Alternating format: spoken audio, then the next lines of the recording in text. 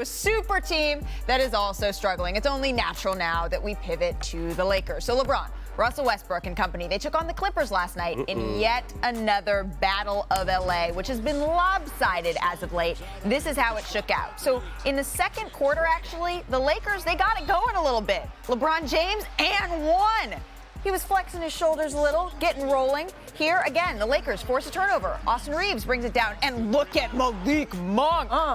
My goodness. So the Lakers, they finished this quarter on quite the run, and there's the exclamation point. But when we go ahead to the third quarter, Chiney Agumake, that's when the wheels started to fall off a little bit. Yeah, you see two teams trending in different directions, the Lakers downward and the Clippers upward. I mean, Reggie Jackson has been sensational, especially for them with how he plays. He takes these matchups personally. He was like, oh, Russ, you guard me? Easy money. Oh, Malik, you guard me? Easy money. Well, you said Russ guarding me? Sorry, I lost. And Russ did not like that because if you saw how things go, bam, he's like still trying to fight for the ball. But who walked away with it? Reggie. Reggie don't care. And he had something else to say. Reggie's a demon. From deep, dagger. The Lakers, they lose this one. The Clippers, they go on to win it easily. Here's LeBron James after the game. Hit it. I mean, you're a better team.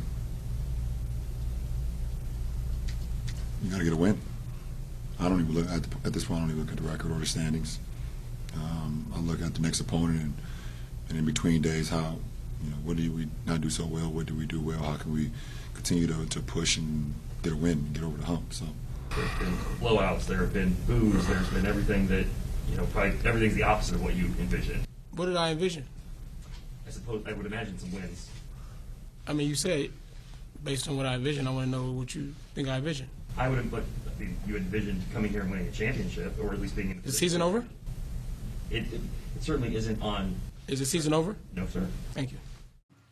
Okay, yikes. So there's all of that. Let's welcome in senior NBA insider Adrian Wojnarowski now. And Woj, when a team is sliding like this, right, oftentimes we start to ask, well, should a change be made? So I'm just going to put this bluntly. Why haven't the Lakers made a coaching change here?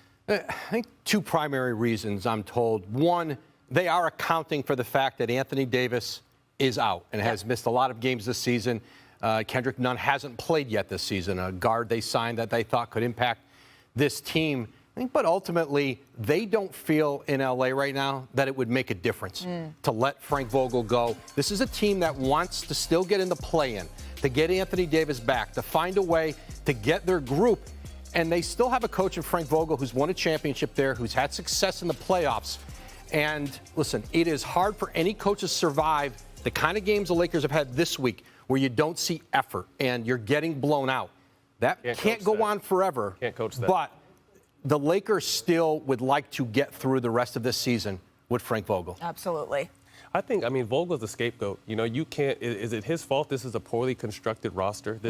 There's no secret, and I think the only reason why we all had hope in the Lakers is because of LeBron's greatness, and AD is who he is. But at the end of the day, this is an older team. So to me, if they can sneak their way in the playoffs, this team is built for the playoffs, and I say that because this is just an older team. I don't think anyone thought that this Russell Westbrook experience would go this bad. No one would predict it at the beginning of the season, especially the way he played at the end of last season, this would go this bad. So this team right now is just trying to stay afloat. Hopefully AD can come back and give them something. I think AD's inability to stay on the court throughout his career, but in particular this year, has really hurt this team. Yeah, I mean, some of those injuries when a 7-foot man falls into your knee, there's just bad luck at some point. But Russell Westbrook did say last night that he felt that his role has sort of changed from game to game to game, and so it's been hard for him to find a rhythm, Chiney. What do you think of that?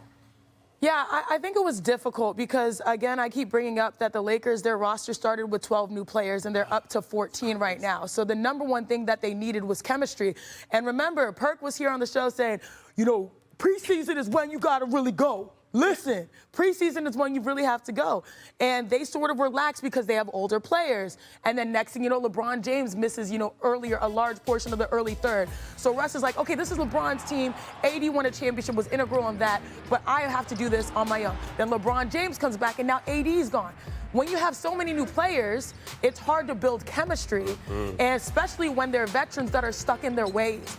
We've seen the intention to try to change, play different styles. Russ instantly upped the pace. But the reality is, and Matt, you know this as well, When you play with the team, there's an opportune time in the first 20 or so games to get it right. They did not get it right then. It's hard to do that in the middle of the season, approaching All-Star break, and they're 0-4 after All-Star break. It's hard to do it now. And this roster's turned over every year LeBron's been here. And I don't think people understand. You see big names on paper. You have a handful of Hall of Famers on one team. But as Sinead can attest to, chemistry is so important. I think it's so undervalued today. These guys made it look easy because they struck lightning in the bubble and were able to win with the newly constructed roster. But it is very hard to win year after year when you're, like you said, you're bringing 12 new guys in. That's insane. Not to mention the fact that it seems that within the season, based on who's been available, their roster has changed over and over and over again. Because I think back to that stretch where LeBron James was out for a bit, Russell Westbrook, he found his groove. Even if it was only for 5 games, he found his groove a little bit. But then you add LeBron back, things change. You add Anthony Davis back, things change again. So this is a Lakers team where right now is the time they have to catch a rhythm. Hope is alive. Well, is it? Right now. We're what are the things where you the electric the thing? Oh, yeah, we're doing that. We're doing that a little bit. All right. Thanks for watching ESPN on YouTube. For live streaming, sports, and premium content, subscribe to ESPN+.